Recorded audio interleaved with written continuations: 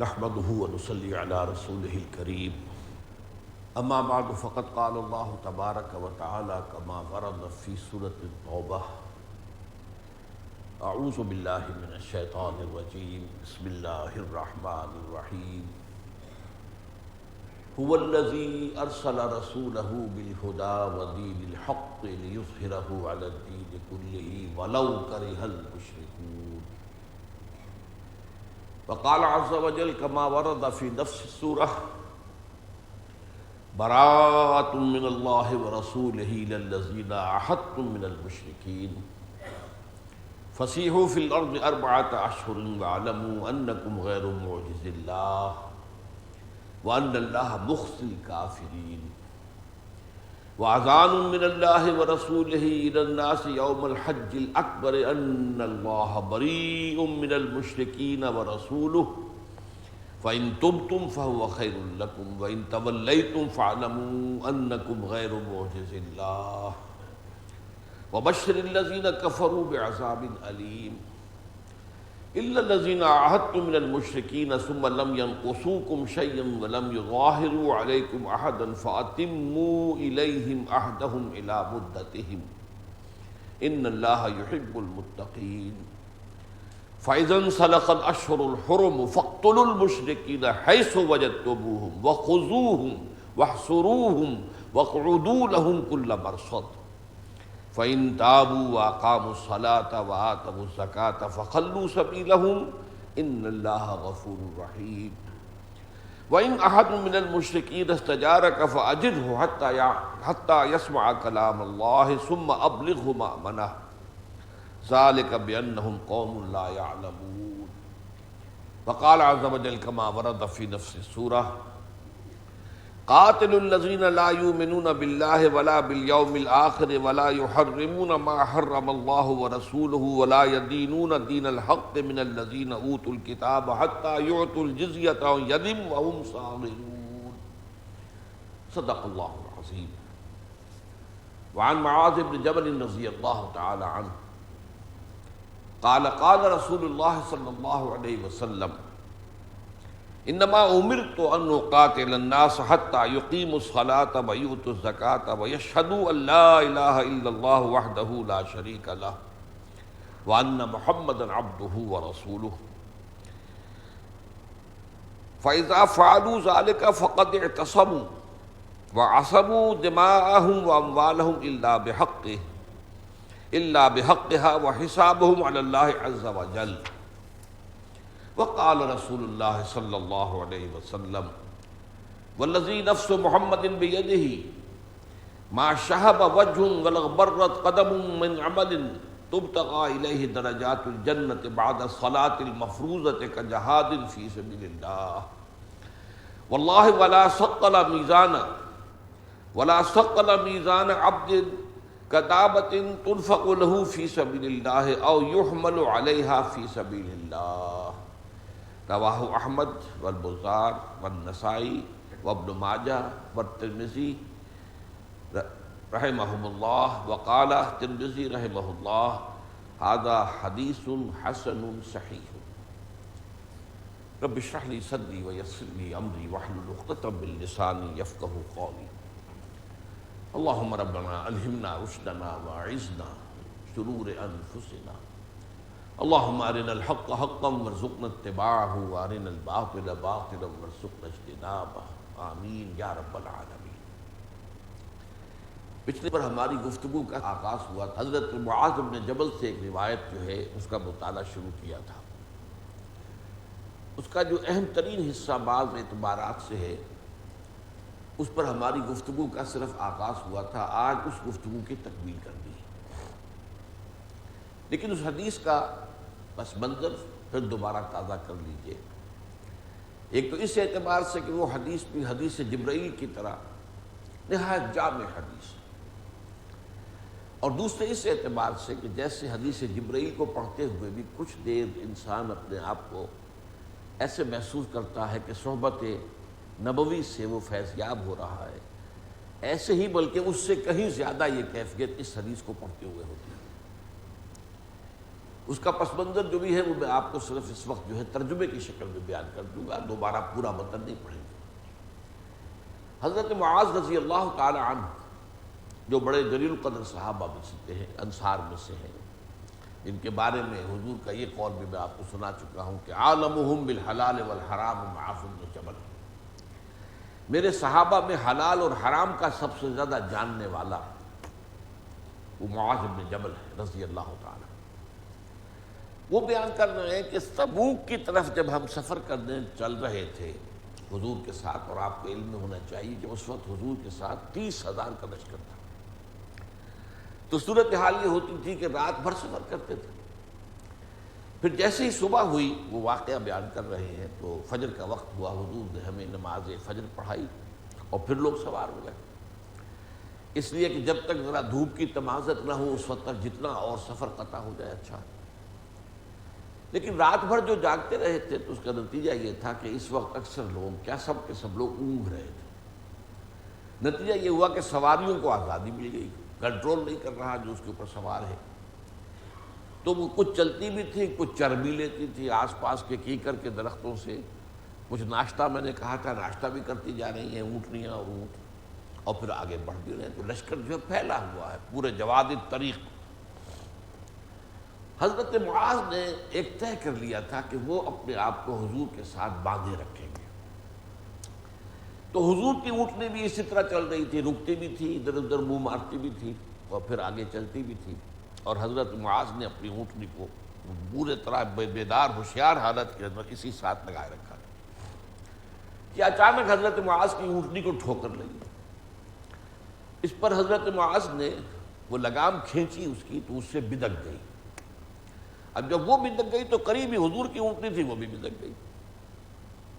اس پر حضور نے اپنے ہودج کا پردہ اٹھایا، ادھر ادھر آپ نے دیکھا معاذ کے سوا کوئی میرے قریب نہیں ہے، باقی سب لوگ جو ہے بہت دور ادھر ادھر منتشر ہے، تتر بتر۔ تو آپ نے پکارا اے معاذ، انہوں نے کہا لبیک یا رسول اللہ، حضور میں حاضر ہوں۔ فرمایا ادنو، تو نے اور قریب آ جاؤ۔ تو اتنے قریب ہو گئے حضرت معاذ حضور کے ساتھ کہ دونوں کی سواریاں آپس میں رگڑ کھانے لگی، دونوں اونٹنیاں یا اونٹ اور جو بھی ہوں۔ اس وقت حضور نے سب سے پہلے تو ایک تبصرہ کیا کہ میں نہیں سمجھتا تھا کہ لوگ مجھ سے اتنے فاصلے پر ہوں گے۔ اب اس کا پس منظر میں آپ کو بیان کر چکا ہوں کہ ظاہر بات ہے کہ حضور کی حفاظت کا معاملہ، حضور کا یہ تو ہے، اس کے اعتبار سے تو آس پاس قریب ہونا چاہیے تھا لوگوں کو، اور سفر سے واپسی پر واقعہ بھی پیش آ گیا، وہ بھی میں بیان کر چکا، اب دوبارہ دہراؤں گا نہیں۔ تو حضور نے حیرت کا اظہار کیا کہ ہمارے قریب کوئی بھی نہیں سوائے تمہارے۔ اس پر جو ہے حضرت معاذ نے بجائے اس کے، میں نے لفظ استعمال کیا تھا بجائے اس کے کہ نمبر بنائے اپنے، اور یہ کہ دوسروں کی کچھ نہ کچھ جو ہے وہ تحقیر کر دے، یا اگر ہم میں سے کوئی ہوتا تو یہ کرتا۔ حضرت معاذ نے کہا حضور لوگ جو ہیں رات کی جو شب بیداری کی وجہ سے جو ہے اونگ گئے ہیں، تو وہ جو سواریاں ہیں وہ آزاد ہو گئی ہیں، وہ چر چک بھی رہی ہیں، چل بھی رہی ہیں۔ اب اس پر دیکھیے حضور کا تبصرہ کیا تھا، اما کنت ناعسا، ہاں میں بھی اونگ رہا تھا، آپ نے بھی کوئی اپنی کوئی مافوق البشر ہونے کی حیثیت کو وہاں واضح نہیں کیا، وہ جو بھی انسانی تقاضے ہیں، بشری تقاضے ہیں، وہ آپ کے ساتھ بھی تھے۔ انا کنت ناعسا، میں بھی اونگ رہا تھا۔ اب اس کے بعد حضرت معاذ نے جب دیکھا کہ حضور مجھ سے اس وقت خوش ہیں، میں جو لگا ہوا ہوں ساتھ، تو اس پر ظاہر بات ہے کہ بشاشت ہے حضور کے چہرہ مبارک پہ۔ تب انہوں نے کہا خلوت بھی ہے کہ اللہ کے نبی مجھے اجازت دیجئے کہ میں آپ سے ایک بات پوچھوں، قد امرضتنی واسقبتنی واحزنتنی، جس نے مجھے بیمار کر دیا ہے، بہت غمگین کر دیا ہے، بہت ہی مجھے جو ہے سقیم کر دیا ہے۔ حضور نے فرمایا سلم ما شئت، جو چاہتے ہو پوچھو۔ طبیعت جو ہے اس نے آپ کو معلوم ہے بشاشت پڑتی ہے آپ کو، ویسے بھی ظاہر بات ہے کہ ایک صحابی سوال کر رہا ہے تو جواب تو دینا ہے، لیکن حضور کے انداز میں جو ہے وہ خاص بشاشت کا جو ہے پہلو ہے۔ سلام ما شئت، پوچھو جو چاہتے ہو۔ انہوں نے کہا اب یہ ہے میرے اور آپ کے لیے قابل غور، دوبارہ غور کیجیے، حضور مجھے وہ بات بتا دیجئے، وہ عمل بتا دیجئے جو مجھے جنت میں داخل کرے۔ مجھے اس کے علاوہ آپ سے کچھ نہیں پوچھنا۔ یہ دھن ہے جو ہر بندہ مومن کے دل پر اور ذہن پر سوار ہو جانا چاہیے، اور یہ جلیل القدر صحابہ کے ذہنوں پر سوار ہے، صحابہ میں سے بھی جو فقہائے صحابہ میں سے ہیں۔ بہرحال یہ ہمارے لیے ایک درس ہے، اس کے اندر سبق ہے ہمارے اندر، ہم اپنا جائزہ لیں۔ ہمیں آخرت کی کتنی فکر ہے؟ بس ایک عقیدہ تو ہے کہ ہاں بعث بعد الموت کو ہم مانتے ہیں، زندہ ہونے کو، مرنے کے بعد پھر کوئی حساب کتاب بھی ہوگا، پھر کوئی جزا سزا بھی ہوگی، لیکن نہ معلوم کتنے ہیلے بہانوں سے ہم تو امتی ہیں بخشے ہی جائیں گے، ہم تو کلمہ گو ہیں بخشے ہی جائیں گے، نہ معلوم کس کس اعتبارات سے ہم نے اپنے آپ کو ڈوریاں دے دے کر تھپک تھپک کر سلایا ہوا۔ حضور نے اس سوال پر بڑی خوشی کا اظہار کیا۔ بخن بخن، میں نے اس کا آپ کو ترجمہ کیا تھا، بہت خوب بہت خوب، تم نے بڑی بات پوچھی ہے، تم نے بڑی بات پوچھی ہے، تم نے بڑی بات پوچھی ہے، آپ نے تحسین فرمائی۔ اور یہ بہت آسان ہے اس شخص کے لیے جس کے لیے اللہ نے خیر کا فیصلہ کر دیا۔ اب یہ وہ بات ہے، یہ بھی بہت اہم نکتہ ہے، اللہ تعالیٰ خیر کا فیصلہ کرتا ہے، خیر کی توفیق بھی اس کی طرف سے ملتی ہے۔ ظاہر بات ہے اس کے لیے عمل تو انسان کرتا ہے، لیکن وہ توفیق کہاں سے آئی؟ وہ توفیق بھی اللہ دیتا ہے انسان کی قلبی کیفیات، اندرونی کیفیات، اس کو دیکھ کر کہ اس کا رجحان کیا ہے۔ بہرحال اس کے بعد جو ہے اہم ترین حصہ اس حدیث کا آیا، اور وہ جامع ترین الفاظ ہے، اور اس میں دین کی کل حقیقت کو اصل میں ایک جملے میں لایا گیا ہے۔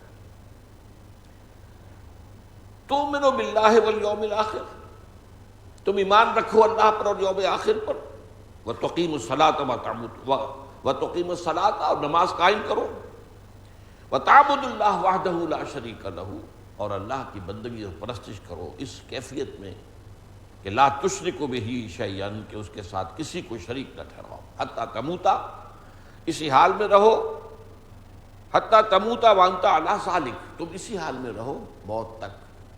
بس یہ ہے، اس میں جامعیت کے ساتھ لفظ عبادت آیا،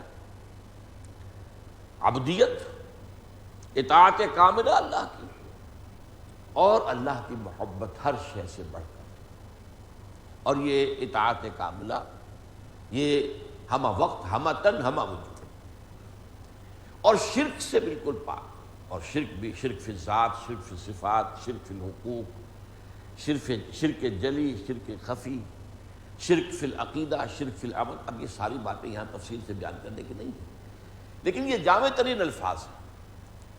ایمان، اور ایمان کے اندر جو سب سے بڑا لب لباب ہے وہ اللہ اور یوم آخر، اور عبادت رب، اور شرک سے بالکل پاک ہو جانا۔ اسی حال میں اگر رہو یہاں تک کہ موت آ جائے، کوئی حادثہ پیش نہ آ جائے کہ جس سے کوئی تمہاری کیفیت بدل جائے، تو جنت میں داخل ہو جاؤ۔ اب حضرت معاذ نے درخواست کی کہ حضور مجھے ذرا دوہرا دیجیے۔ حضور نے اعادہا ثلاث بار، 3 دفعہ دوہرایا، ایک ایک جملے کو، ایک ایک لفظ کو۔ اس سے پہلے آ چکے تھے وہ الفاظ، تاکہ حضرت معاذ یاد کر لیں اچھی طرح اور اسے آگے بیان کریں تو کہیں بھی کوئی کمی بیشی نہ رہ جائے۔ اب اس کے بعد وہ دریائے سخاوت جو جوش میں آیا حضور کے صلی اللہ علیہ وسلم، تو اب آپ نے خود کہا، وَإِن شِئْتَ حَدَّثْتُكَ يَا مُعَاذ بِرَأْسِ هَذَا الْأَمْرِ وَذِرْوَةِ السَّنَامِ، اے معاذ اگر تم چاہو تو میں تمہیں یہ بھی بتاؤں کہ ہمارے اس معاملے کا، ہمارے اس امر کا کی بنیاد کیا ہے، جڑ کیا ہے، اور چوٹی کیا ہے۔ اب حضرت معاذ کو اور کیا چاہیے تھا؟ انہوں نے عرض کیا، بِأَبِي أَنْتَ وَأُمِّي یا رسول اللہ، فقل لی، میرے ماں باپ آپ پر قربان ہوئے اللہ کے رسول، ضرور فرمائیے۔ یہ ہے پھر حکمت دین کا وہ حصہ کہ اب 3 حصوں میں کاٹ کر اب حضور نے دین کو مختلف اجزاء کے حوالے سے سمجھایا، اور یہاں وہ مشابہت ہے حدیث جبرائیل سے۔ وہاں 3 لیول، اسلام، ایمان، احسان، اور احسان جو سب چوٹی ہے اس میں ان تعبد اللہ کانک تراہ فإن لم تکن تراہ فإنہ یراک۔ لیکن وہی میں نے آپ کو بتا دیا تھا کہ حضرت عبداللہ ابن عباس رضی اللہ تعالی عنہما سے جو روایت ہے ان میں الفاظ ہیں ان تعمل للہ کانک تراہ فإن لم تکن تراہ فإنہ یراک، کہ اللہ کی بندگی اور پرستش کرو اور اس کے لیے بھاگ دوڑ کرو، محنت کرو، کوشش کرو، جد و جہد کرو، قربانیاں دو، اس کیفیت کے ساتھ کہ گویا کہ تم اللہ کو دیکھ رہے ہو، اور یہ نہیں تو کم سے کم یہ کہ اللہ تو تمہیں دیکھ رہا ہے۔ اب وہاں جو ہے وہ اسلام، ایمان، احسان، اب یہاں آیا ہے، دیکھیے حضور نے اب 3 حصوں میں تقسیم کیا۔ ان راس ھذا الامر ان تشهد ان لا الہ الا اللہ وحدہ لا شریک لہ وان محمدا عبدہ ورسولہ۔ بنیاد، جڑ کہہ لیجئے، وہ تو یہ ہے، حضور نے فرمایا راس ھذا الامر، جو گواہی دے اس بات کی کہ اللہ کے سوا کوئی معبود نہیں، وہ تنہا ہے، اس کا کوئی شریک نہیں، اور تو گواہی دے اس بات کی کہ محمد اللہ کے بندے بھی ہیں اور رسول بھی ہیں۔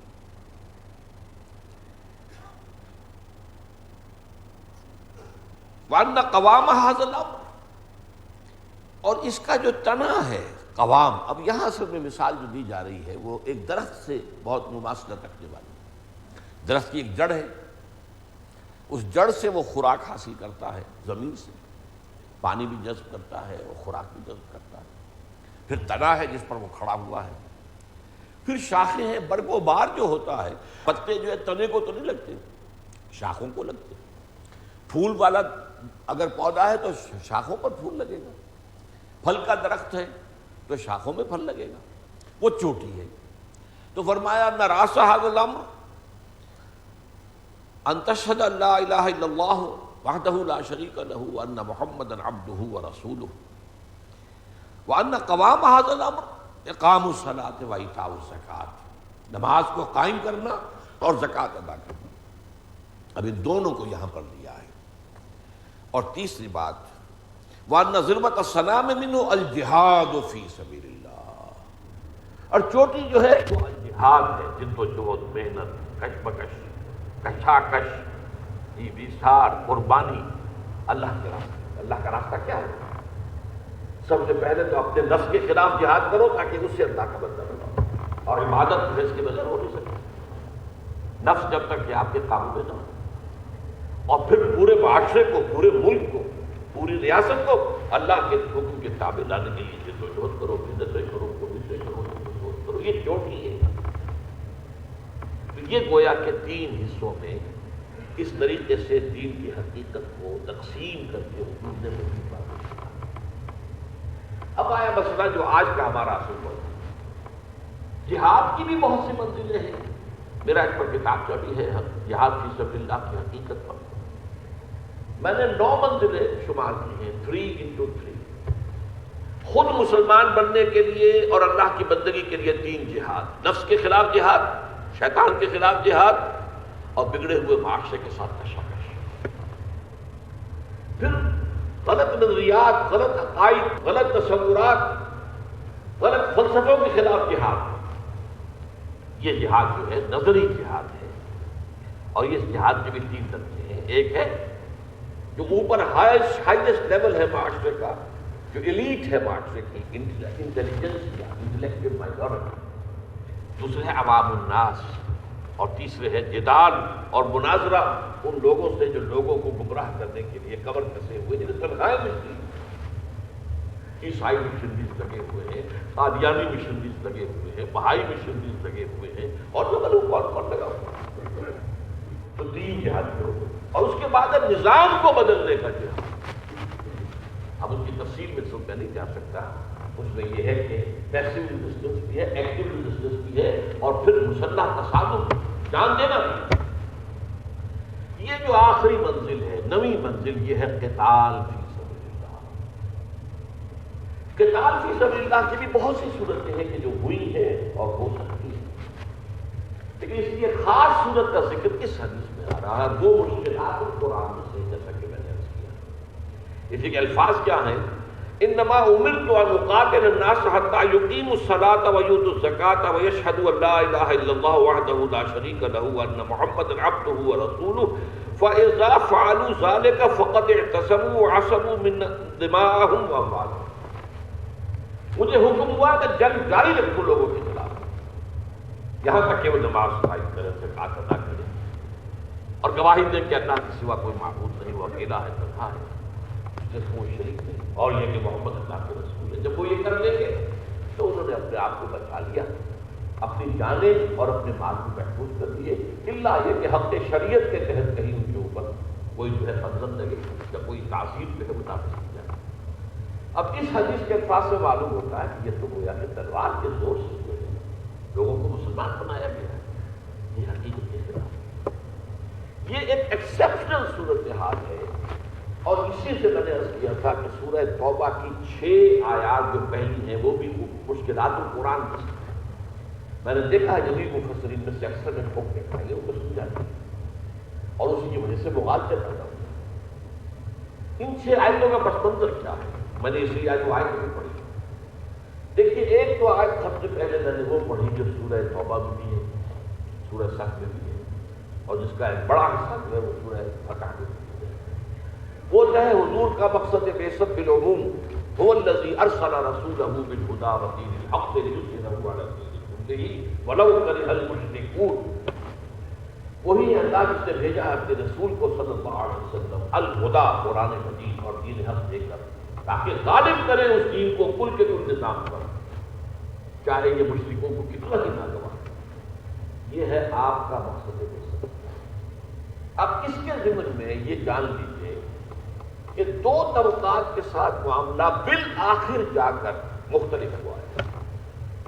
ایک امیین عرب تھے، بنی اسماعیل، مشرکین عرب، وہ اکثر و بیشتر بنی اسماعیل تھے، حضرت اسماعیل کی اولاد میں سے، جیسے بنی اسرائیل حضرت یعقوب کی اولاد میں سے، اور وہ باقی عرب بھی ان کے تابع تھے۔ یہ امیین، حضور بھی امیین ہی میں سے تھے۔ تو حضور کی بعثت بنیادی جو ہے اساسی وہ ہے امیین کی طرف، اور ایک دوسری بعثت آپ کی ہے پوری عالم، پوری دنیا کی طرف، پوری نوع انسانی کی طرف۔ 2 بعثتیں۔ ان دونوں بعثتوں کے اعتبار سے انجام کار کا معاملہ جو حضور کی حیات طیبہ میں ہوا ہے وہ مختلف تھا۔ جو بعثت تھی الی امیین، اس کے تمام جو اس کا حق ادا کر دیا محمد الرسول اللہ نے بنفس نفیس، انہی کی زبان میں قرآن نازل ہو گیا، حضور انہی میں سے تھے، اجنبیت کا کوئی پردہ حائل نہیں تھا، نہ زبان کا نہ نسل کا، گویا کہ ان پر تو آخری درجے میں اتمام حجت ہو گیا۔ اب اس کا قانون یہ رہا ہے ہمیشہ اللہ کا کہ جس قوم کی طرف معین کر کے کسی رسول کو بھیج دیا جائے، اگر وہ قوم بحیثیت مجموعی رسول کو رد کر دے تو وہ قوم ہلاک کر دی جاتی تھی۔ قوم نوح ہلاک کر دی گئی، قوم ہود ہلاک کر دی گئی، قوم صالح ہلاک کر دی گئی، قوم شعیب ہلاک کر دی گئی، یہ سب کے سب ہلاک ہوا کہ نہیں ہوا؟ یہ قانون ہے اللہ کا۔ البتہ باقیوں کے ساتھ معاملہ یہ نہیں ہے، باقی لوگوں تک ان کے ذریعے سے کوئی دعوت پہنچی ہو اور ان میں بھی کچھ نہ کچھ زبان کا پردہ حائل ہو، کچھ جو نسلی معاملہ ہے، تو یہ معاملہ جو ہے ان کے لیے نہیں، ان کے لیے ہے جن کی طرف براہ راست کسی رسول کو بالکل جو ہے معین کر کے بھیجا گیا۔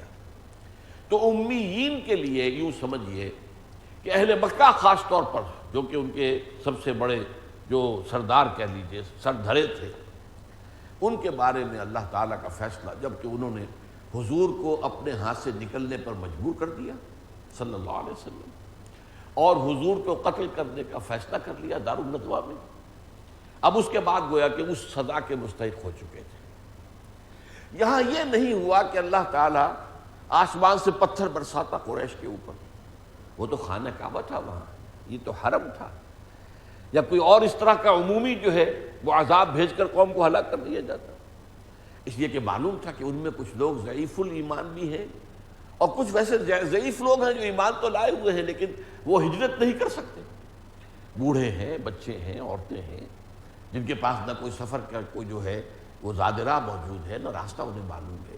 تو اس اعتبار سے حکمت خداوندی ان پر عذاب الہی کی پہلی قسط ہوئی غزوہ بدر میں۔ حکمت خداوندی نے قریش کو نکالا ہے مکے سے جیسے کہ سانپ کو بل سے نکالا جاتا ہے، اور میدان بدر میں آ کر ان کے 70 سردار جو ہیں قتل کیے گئے، اور یہ قتل جو ہے اچھی طرح جان لیجیے سب مسلمانوں کے ہاتھوں نہیں ہوئے۔ صحیح احادیث کے اندر ہے کہ فرشتے بھی اللہ نے بھیجے اور انہوں نے بھی اس قتال میں حصہ لیا۔ بعض صحابہ کہتے ہیں کہ میں حیران ہوا، میں ایک کافر کی طرف وار کرنے والا ہی تھا، لیکن میں نے ابھی وار کیا نہیں تھا، گردن اس کی اڑی پڑی تھی، کوئی اور تھا جس نے کہ اس کی گردن اڑا دی تھی۔ یہ عذاب الہی تھا، یہ عذاب الہی تھا در حقیقت، جو کچھ مسلمانوں کے ہاتھوں اور کچھ فرشتوں کے ہاتھ میں آیا ہے۔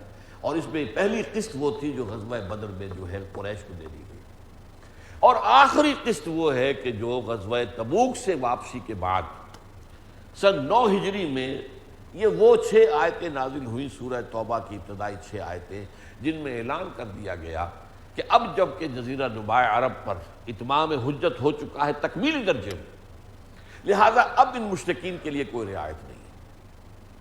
اب اگر 4 مہینے کی مہلت دی جا رہی ہے، 4 مہینے کے اندر اندر یہ ایمان نہیں لائے تو سب قتل کر دیے جائیں۔ یہ 6 آیتیں بھی مشکلات القرآن میں سے اہم مقام ہیں۔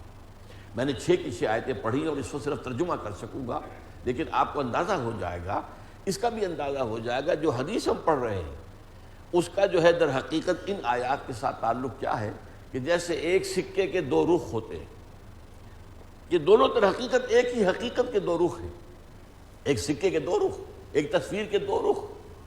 گویا کہ حدیث جو ہے وہ بھی وحی خفی ہے اور قرآن وحی جلی ہے، علماء نے صحیح اس کے لیے عنوانات قائم کیے۔ اب دیکھیے یہ آیات کیا ہے۔ سن 9 کے جمادی الاول کے اندر حضور صلی اللہ علیہ وسلم جو ہے روانہ ہوئے تھے رجب میں روانہ ہوئے تبوک، رمضان میں واپس آئے، 50 دن کا سفر تھا یہ۔ واپس آ کر رمضان کے بعد ظاہر بات ہے یہ تو شروع ہو گئے، جو اشہر حرم شروع ہو گئے، حج کے مہینے شروع ہو گئے، اور اس کے بعد یہ آیات نازل ہوئی۔ حضور جو ہے حج کے قافلے کو روانہ فرما چکے تھے، حضرت ابوبکر رضی اللہ تعالیٰ عنہ کی قیادت عمارت میں قافلہ روانہ ہو چکا ہے۔ اور اس کے بعد جب یہ آیتیں اتری ہیں تو حضور نے اپنے ذاتی ایلچی کی حیثیت سے حضرت علی رضی اللہ تعالیٰ عنہ کو بھیجا ہے کہ حج کے مجمع میں جہاں سارے عرب سے لوگ ظاہر بات اکٹھے ہوں گے، وہاں جا کر یہ اعلان عام کر دیا جائے۔ اور وہ اس لیے کہ یہ ایسا اعلان تھا کہ جو عرب کی روایت کے مطابق کسی بڑی ہستی کا کوئی قریبی رشتہ دار یا وہ خود ہی کر سکتا تھا، اسی لیے حضرت علی کو بھیجا ہے۔ ورنہ ابھی حضرت علی نے راستے ہی میں جا کر قافلے کو پکڑ لیا، حضرت ابوبکر جو ہے وہ وہاں موجود تھے، قافلہ مقیم تھا۔ جب حضرت علی آئے تو حضرت ابوبکر نے پوچھا امیرun و مامورun، آپ امیر بن کر آئے ہیں، بنا کر بھیجے گئے ہیں یا مامور؟ یعنی یہ کہ اگر آپ کو حضور نے امیر بنایا تو ٹھیک ہے، ادھر آئیے، آپ اپنی جگہ سنبھالیے، میں بیٹھ جاتا ہوں ادھر۔ حضرت علی نے کہا نہیں، مامور، میں تو مامور ہوں۔ البتہ یہ اعلان جو ہے یوم حج الاکبر، اس دن جو ہے حج کے دن یہ مجھے کرنا ہے حضور کے ذاتی نمائندے کی حیثیت سے۔ وہ اعلان کیا ہے؟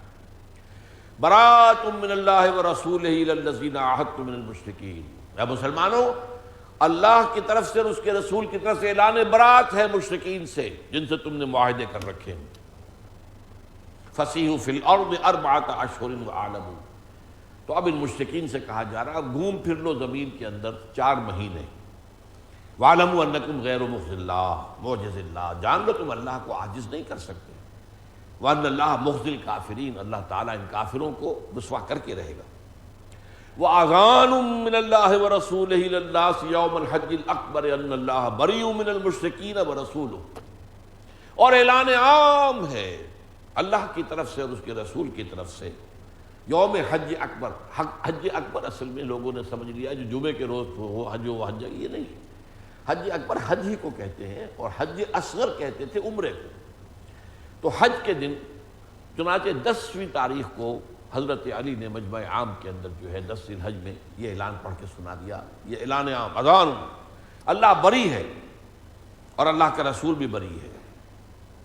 فَإِن تُبْتُمْ فَهُوَ خَيْرٌ لَكُمْ، اب اگر تم توبہ کر لو، باز آ جاؤ، ایمان لے آؤ تو تمہارے لیے بہتر ہے۔ وَإِن تَوَلَّيْتُمْ فَاعْلَمُوا أَنَّكُمْ غَيْرُ مُعْجِزِ اللَّهِ، اور اگر تم اب باز نہ آئے، اب بھی تم نے روگردانی کی، پیٹھ موڑے رکھی، تو جان لو تم اللہ کو عاجز نہیں کر سکتے۔ وَبَشِّرِ الَّذِينَ كَفَرُوا بِعَذَابٍ أَلِيمٍ، اور اے نبی ان کافروں کو دردناک عذاب کی خوشخبری دے دیجیے۔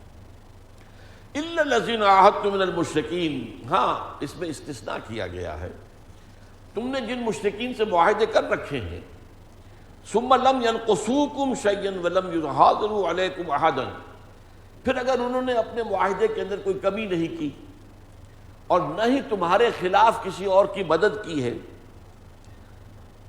فَأَتِمُّوا إِلَيْهِمْ عَهْدَهُمْ إِلَىٰ مُدَّتِهِمْ، تو ان کے معاہدے کو اس کی مدت تک پورا کر دو۔ وہ 4 مہینے سے زیادہ بھی ہو سکتے ہیں، ابھی 8 مہینے رہتے ہیں یا ابھی سال تک کر دو پورا، لیکن یہ ہے کہ یہ معلوم ہو جائے کہ اب وہ رینیو نہیں ہوگا معاہدہ اس کے بعد۔ اور ظاہر بات ہے کہ جن کے ساتھ جو ہے کوئی اس طرح کا معاہدہ جو ہے وہ موقت طور پر موجود نہیں ہے، ان کے لیے اعلان ہو گیا، معلوم ہوا کہ ان کے لیے 4 مہینے کی صرف مہلت ہے۔ اب اس کے بعد آ رہا ہے سخت ترین جو الفاظ قرآن مجید میں ہے، آپ وہ غور کیجئے۔ فَإِذَا انسَلَخَ الْأَشْهُرُ الْحُرُمُ، جب یہ محترم مہینے ختم ہو جائیں، 4 مہینے کی مہلت جب ختم ہو جائے، فَاقْتُلُوا الْمُشْرِكِينَ حَيْثُ وَجَدتُّمُوهُمْ، تو پھر جہاں بھی پاؤ مشرکوں کو قتل کرو، وَخُذُوهُمْ، انہیں پکڑو، وَاحْصُرُوهُمْ، ان کا گھیراؤ کرو، وَاقْعُدُوا لَهُمْ كُلَّ مَرْصَدٍ، اور ہر گھات کی جگہ میں ان کو پکڑنے کے لیے گھات لگا کر بیٹھو۔ اب اس سے زیادہ سخت الفاظ جو ہیں ممکن نہیں، لیکن یہ خاص کس کے لیے؟ ان کے لیے، یہ عام حکم نہیں ہے۔ میں ابھی اس کو بات کو واضح کر دوں گا کہ عام حکم کیا، وہ بھی اسی سورہ مبارکہ میں موجود ہے۔ غیر امیین کے لیے معاملہ یہ نہیں ہے، یہ امیین کے لیے۔ اس پس منظر کو اگر آپ نہیں سمجھیں گے تو ان آیات کا جو ہے مفہوم جو ہے اس کو تو لے کر دنیا میں ہر شخص کھڑا ہو جائے گا۔ یہ کتاب جو ہے یہ تو گویا مستقلاً حکم دے رہی ہے جنگ کا، اور وہ حدیث کہہ رہی ہے کہ لوگوں کو مجبور کر رہی ہے یہ تو کہ یہ اسلام لاؤ ورنہ قتل کر دیے تو نہیں۔ یہ معاملہ در حقیقت خاص امیین عرب کے لیے، بنی اسماعیل کے لیے۔ فَإِذَا انسَلَخَ الْأَشْهُرُ الْحُرُمُ فَاقْتُلُوا الْمُشْرِكِينَ حَيْثُ وَجَدتُّمُوهُمْ وَخُذُوهُمْ وَاحْصُرُوهُمْ وَاقْعُدُوا لَهُمْ كُلَّ مَرْصَدٍ فَإِن تَابُوا، پھر اب وہ اگر باز آ جائیں، وَأَقَامُوا الصَّلَاةَ وَآتَوُا الزَّكَاةَ، اور نماز قائم کریں اور زکوٰۃ ادا کریں۔ یہ 2 الفاظ ضرور نوٹ کیجئے، اس کو میں ایک اور حوالے سے ابھی آپ کے سامنے اس کی اہمیت بیان کروں گا۔ اگر یہ 3 شرطیں پوری کر دیں، فَإِن تَابُوا وَأَقَامُوا الصَّلَاةَ وَآتَوُا الزَّكَاةَ فَخَلُّوا سَبِيلَهُمْ، تو پھر ان کا راستہ چھوڑ دو، یعنی اب ان کو قتل نہیں کیا جائے گا، وہ امان پا گئے۔ ان اللہ غفور رحیم، یقیناً اللہ تعالیٰ جو ہے وہ غفور بھی ہے، رحیم بھی ہے۔ وَإِنْ أَحَدٌ مِّنَ الْمُشْرِكِينَ اسْتَجَارَكَ، اب ایک بات، اگر کوئی مشرک آپ سے امان طلب کرے کہ میں آپ کے پاس آنا چاہتا ہوں، آپ نے اتنا بڑا الٹیمیٹم دے دیا ہے، آپ اسلام لانے کا حکم دے رہے ہیں ورنہ ہماری گردن اڑا دیں گے، وہ اسلام کیا ہے میں سمجھنا چاہتا ہوں، آپ کے پاس آنا چاہتا ہوں۔ اگر کوئی ان میں سے آپ سے کوئی امان طلب کرے، فاجر ہو، اسے امان دیجیے، حتیٰ یسمع کلام اللہ، یہاں تک کہ وہ آئے، اللہ کا کلام سنے، اللہ کی بات سمجھے، اللہ کے دین کو سمجھے۔ ثم ابلغوا مأمنہ، کس قدر باریک بات کہی جا رہی ہے، پھر اسے اس کے امن کی جگہ پر پہنچا دیجیے۔ یہ نہیں کہ اچھا تم آئے تھے، ہم نے تمہیں اسلام بتا دیا، اب مانتے ہو کہ نہیں مانتے، نہیں مانتے تو ابھی گردن اڑا دو، نہیں، وہ آیا تھا، آپ نے امان دی تھی، اس نے بات سمجھی ہے یا نہیں سمجھی ہے یہ اب اس کا فیصلہ ہے، لیکن یہ کہ آپ اس وقت اسے قتل نہیں کریں گے، اسے واپس بھیجیں گے، وہ اپنی جگہ پر چلا جائے، پھر جب وہ مہلت ختم ہو جائے گی 4 مہینوں کی، پھر قتل عام ہوگا۔ ذالک بانہم قوم لا یعلمون، یہ اس لیے ہے کہ یہ لوگ جانتے نہیں ہیں، علم نہیں رکھتے، لہذا اگر کوئی سمجھنے کے لیے، بات جاننے کے لیے، دین کی حقیقت کو معلوم کرنے کے لیے آنا چاہے تو آئے، اس کو امان دی جائے۔ یہ 6 آیتیں ہیں قرآن مجید میں، سخت ترین آیات، اور ان سخت ترین آیات کا محل کیا ہے کہ یہ ان مشرکین عرب کے لیے ہیں جن میں سے حضور تھے نسلی اعتبار سے، لسانی اعتبار سے، جن کی زبان میں اللہ کی کتاب قرآن مجید نازل ہوئی، جن پر آخری درجے میں اتمام حجت ہو گیا۔ اب اگر وہ نہیں مان رہے تو اس کا مطلب ان میں کوئی خیر کا عنصر اب کوئی موجود ہی نہیں۔ لہذا جیسے کہ آپ کوڑے کرکٹ کو جمع کرتے ہیں اور جا آگ لگا دیتے ہیں، باغات کے اندر کیا ہوتا ہے، اسی طریقے سے یہ اللہ کا قانون رہا ہے رسولوں کے باب میں، کہ جس قوم کی طرف کسی رسول کو بھیجا گیا اور اس نے آخری درجے میں اتمام حجت کر دیا، پھر بھی قوم اگر کفر پر اڑی رہی تو اس کو پھر نیست و نابود کر دیا گیا، چاہے وہ اللہ تعالیٰ نے کسی عذاب سماوی عرضی کے ذریعے سے، اور چاہے یہ مسلمانوں کے ہاتھ میں۔ اب ایک بات تو یہ نوٹ کیجئے کہ اس آیت پر عمل ایک انسان کے معاملے میں بھی نہیں ہوا، تمام عرب ایمان لے آیا، اور جو لوگ ایمان نہیں لائے وہ عرب چھوڑ کر چلے گئے۔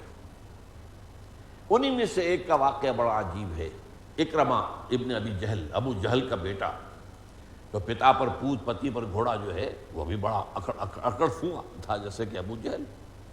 اس نے کہا میں تو نہیں مانوں گا، ٹھیک ہے اب اگر ہم یہاں نہیں رہ سکتے، اب ہمارا چارہ تو نہیں ہے، ہم بے بس ہو گئے، اب ہم اس چھوڑ کے چلے جائیں گے۔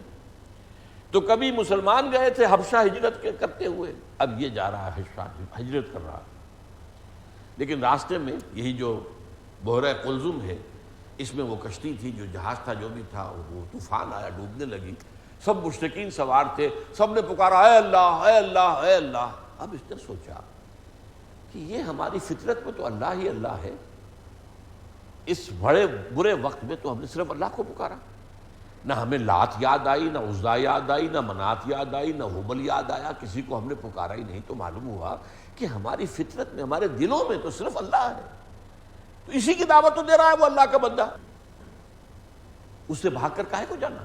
واپس آ گئے، واپس آ کر ایمان لائے اور اتنے صادق الایمان ثابت ہوئے۔ پھر مسیلمہ کذاب کے خلاف جہاد کیا اور بھی بہت سے جہادوں میں حصہ لیا اور شہید ہوئے۔ اکرمہ ابن ابی جہل رضی اللہ تعالی عنہ تو ابو جہل کے بیٹے تھے۔ تو اس طرح کے واقعات تو ہوئے ہیں، اور یہ بھی معلوم ہوا ہے کہ کہنا یہ ہے، یہ ایک دلچسپ بات آپ کو بتا رہا ہوں، کہ جو پاکستان کا ایک علاقہ ہے چترال کے ساتھ کافرستان، اور اس کے ساتھ ملتا ہوا ایک صوبہ ہے افغانستان کا نورستان، اس کی حقیقت جو ہے، نورستان کے ایک شیخ آئے تھے ایک مرتبہ، اور وہ بھی کچھ مہدیت کے تھے کہ ہم ہی میں سے مہدی ہوگا، وہ کہہ رہے تھے ہم قرشی ہیں، اور یہ بھی جو کہ کافرستان میں کافر ہیں یہ بھی قرشی ہیں۔ ہم لوگ نکلے تھے اس وقت جب کہ یہ اعلان ہو گیا تھا کہ یہ 4 مہینے کے اندر اندر یا ایمان لاؤ اور یا قتل کر دیے جاؤ، ہم وہاں سے ملک چھوڑ کر نکل آئے تھے۔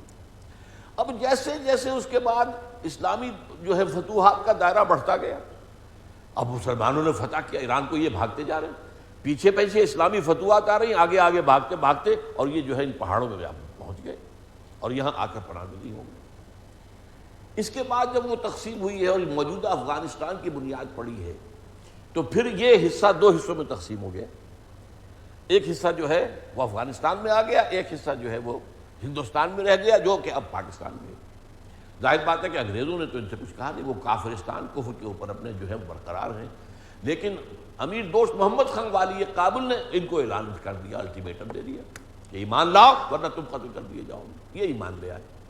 اب یہ جو ایمان لے آئے وہ افغانستان میں ہے، نورستان کے نام سے وہ صوبہ ہے، ملحق ہے بالکل، اور وہی وہ کہتے ہیں ہمیں وہی قرشی ہیں جو بھاگ کر وہاں سے نکلے تھے، اور وہ لوگ ان کے ہاں بہت سی جو ہے رسومات وغیرہ، معاشرتی رسومات وغیرہ جو ہیں وہ بہت مشرکین مکہ سے ملتی جلتی ہیں۔ تو یہ ہے ان 6 آیات کا پس منظر، اور یہ ہے اس آیت کا، اس حدیث کا پس منظر، انما امرت ان اقاتل الناس حتى يقيموا الصلاة ويؤتوا الزكاة ويشهدوا ان لا اله الا الله وحده لا شريك له وان محمدا عبده ورسوله۔ میں نے عرض کیا تھا کہ اس کے حوالے سے میں کچھ ایک بات اور بتاؤں گا۔ یہ موقع پیش آیا حضرت ابو بکر کے عہد خلافت میں، مانعین زکوٰۃ کا مسئلہ کھڑا ہوا۔ اب ایک لشکر تو حضور نے تیار کر دیا تھا خود اپنے دست مبارک سے، اسامہ ابن زید کی عبارت میں رضی اللہ تعالی عنہما۔ ظاہر بات ہے حضرت ابو بکر نے اس کو روانہ کیا، حالانکہ ان سے کہا گیا تھا کہ اب حالات جو ہے خراب ہو گئے ہیں اندرون ملک عرب، تو اب آپ جو ہے اس لشکر کو نہ بھیجیں۔ تو انہوں نے فرمایا نہیں، حضور نے جو لشکر تیار کیا، جو جھنڈا جو ہے جو دے دیا، وہ میں تو واپس نہیں لے سکتا۔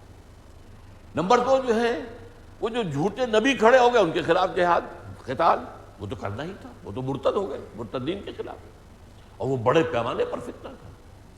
تیسرا مسئلہ اٹھ کھڑا ہوا مانعین زکوٰۃ۔ وہ کہتے تھے کہ ہم زکوٰۃ آپ کو نہیں دیں گے، زکوٰۃ کا انکار۔ اب اس پر سوال پیدا ہوا کہ آیا ان کے خلاف بھی قتال کیا جائے؟ حضرت ابو بکر کا فیصلہ تھا ان کے خلاف بھی قتال کیا جائے گا۔ بہت سے صحابہ کی رائے یہ ہوئی کہ اس میں مصلحت کا تقاضا یہ ہے کہ تیسرا محاذ اب نہ کھولا جائے، اور ویسے بھی انہوں نے وہ مرتد نہیں ہوئے، کسی نئے نبی کو نہیں مانا انہوں نے۔ پھر یہ کہ وہ زکوٰۃ کا بھی وہ تفصیل سے معلوم ہوتا ہے کہ یہ نہیں کہتے تھے کہ ہم زکوٰۃ نہیں دیں گے، یہ کہتے تھے آپ کو نہیں دیں گے، ہم اپنے طور پر اپنی زکوٰۃ تقسیم کریں گے۔ اس وقت حضرت ابو بکر رضی اللہ تعالیٰ نے اسی آیت اور اسی حدیث کا حوالہ دیا کہ اللہ کے رسول کو اللہ کی طرف سے 3 باتوں کے پورے ہونے پر قتال روکنے کا حکم ہے: کلمہ شہادت، نماز اور روزہ، اور نماز اور زکوٰۃ۔ اس سے کم کا معاملہ میں نہیں کر سکتا۔ یہ کہ یہاں پر بھی سورہ توبہ کی ان آیات میں بھی وَأَقَامُوا الصَّلَاةَ وَآتَوُا الزَّکَاةَ، اقامت صلاۃ اور زکوٰۃ کی ادائیگی، اور اسی طریقے سے اس حدیث کے اندر بھی ہے۔ لہذا انہوں نے کہا کہ اگر کوئی اور میرا ساتھ نہیں جائے گا دے گا تو میں تنہا جاؤں گا اور جنگ کروں گا۔ تو وہ بھی در حقیقت اس آیت اور اس حدیث کے حوالے سے۔ اب اس کی حدیث کو مکمل کر لیجئے۔ یہ قتال فی سبیل اللہ البتہ یہ کہ مضمون پھر رہ جائے گا، میں جو کہہ رہا تھا کہ غیر امیین کے لیے یہ معاملہ نہیں ہے۔ اسی صورت کی آیت نمبر 29 ہے جو میں نے بعد میں پڑھی تھی، وہاں اہل کتاب جو تھے یہودی اور عیسائی، ان کو علیحدہ کر دیا گیا۔ قاتلوا الذین لا یؤمنون باللہ ولا بالیوم الآخر ولا یحرمون ما حرم اللہ ورسولہ ویدینون دین الحق ولا یدینون دین الحق من الذین اوتوا الکتاب حتی یعطوا الجزیۃ عن ید وہم صاغرون۔ اور مسلمانوں جنگ جاری رکھو ان لوگوں سے، اہل کتاب میں یہود اور نصارہ میں سے، جو لوگ اللہ کو نہیں مانتے اس کے اور یوم آخر کو نہیں مانتے، اور یہ کہ دین حق کو جو ہے تسلیم نہیں کرتے، اس کی پابندی نہیں کرتے، اور جو چیزیں اللہ اور اس کے رسول نے حرام کی ہیں ان کی حرمت کو اختیار نہیں کرتے، اسے جنگ کرو، یہاں تک کہ وہ جزیہ دینا قبول کریں اور چھوٹے ہو کر رہیں، حتیٰ یؤتوا الجزیۃ وہم صاغرون، چھوٹے ہو کر رہیں، دین کا غلبہ تسلیم کریں، جزیہ دینا قبول کریں۔ اب وہ عیسائی رہیں، یہودی رہیں، اسلام لانے پر انہیں مجبور نہیں کیا جائے گا، مذہبی آزادی حاصل رہے۔ اور یہی پھر ہمیشہ کے لیے یہی قانون رہا ہے۔ چنانچہ جب خلافت راشدہ کے دوران جب اسلامی فوجیں صحابہ کرام کی باہر نکلی ہیں تو ہر جگہ پر، ہر موقع پر 3 باتیں پیش کی جاتی تھیں: ایمان لے آؤ، ہمارے برابر کے ہو جاؤ۔ ہم یہ بھی نہیں کہیں گے کہ ہم سینئر مسلمان ہیں تم جونیئر مسلمان ہو، ہمارا حق زیادہ ہے تمہارا کم ہے، نہیں، ہمارے بھائی برابر کے۔ ایمان نہیں لاتے ہو تو جزیہ دو، ماتحتی قبول کرو، اللہ کے دین کا غلبہ تسلیم کرو، دین اللہ کا ہوگا۔ ہاں مذہب کے طور پر تم جو عقیدہ رکھنا چاہو، جو عبادت کرنا چاہو، جس کو پوجنا چاہو، بتوں کو پوجو، جس کو چاہو پوجو، مذہبی آزادی ہوگی، تمہیں زبردستی مسلمان نہیں بنایا جائے گا۔ چنانچہ یہی رہا ہے ہمیشہ، ورنہ آپ کو معلوم ہے کہ ہندوستان میں مسلمانوں کی 800 برس تک حکومت رہی۔ اگر تلوار ہی چلا کر لوگوں کو زبردستی مسلمان بنانا ہوتا تو یہاں قوم رہ جاتی۔ اسی طریقے سے اندلس میں مسلمانوں نے 800 برس تک حکومت کی، وہاں کوئی عیسائی بچتا نہیں، پر قانون یہی تھا کہ دین اللہ کا ہوگا، جو بھی کرمنل لا، سول لا ہے وہ اللہ کا ہوگا، اس کے نیچے پرسنل لا کی حد تک تمہیں سب کو اجازت ہے، تمہارا عقیدہ، تمہاری عبادات جو بھی چاہو، تمہاری رسومات، شادی بیاہ جیسے چاہو کرو، تمہاری جو ہے وہ انہیریٹنس کے جو بھی قوانین ہوں ان کو کرو، کھانا پینا جو کرو۔ ہم یہ نہیں کہیں گے کہ شراب تم مت پیو، تم شراب پینا چاہتے ہو پیو، یہ دوسری بات ہے کہ اسلامی ریاست میں اس کو عام نہیں ہونے دیا جائے گا، لیکن یہ ہے کہ تمہیں مذہبی آزادی ہے۔ یہ ہے بقیہ تمام کے لیے۔ چنانچہ حضور کے زمانے میں بھی امیین کو علیحدہ کر کے ان اہل کتاب کے لیے یہ آیت جو ہے اسی سورہ مبارکہ میں موجود ہے، اور اسی پر پھر تمام جو بعد میں جو بھی جہاد ہوئے ہیں اللہ کے راستے میں، اور اللہ کا دین جو ہے پھر جو حضور کے دست مبارک سے تو جزیرہ نما عرب کے اندر غالب ہوا تھا، اور پھر ایک بہت بڑے رقبے پر دنیا کے غالب ہوا ہے، اس میں یہی اصول تھا کہ وہ لوگ جو ہے وہ اسلام کا دین کی حیثیت سے غلبہ ہو جائے، اس کو تسلیم کریں، نیچے بن کر رہیں، جزیہ عن یدن، اپنے ہاتھ سے جزیہ پیش کریں، باقی انہیں مذہبی آزادی ہوگی، انہیں جبراً مسلمان نہیں بنایا جائے گا۔ آج تو اسی پر اکتفا کروں گا، حدیث کا بقیہ حصہ جو ہے وہ پھر انشاءاللہ تعالی اب ہم اس کے بعد جو ہے کوئی مزید پس منظر وغیرہ دہرائیں گے نہیں، بقیہ حصے کو مکمل کریں گے۔ سبحانک اللہم و بحمدک، نشہد ان لا الہ الا انت، نستغفرک و نتوب الیک۔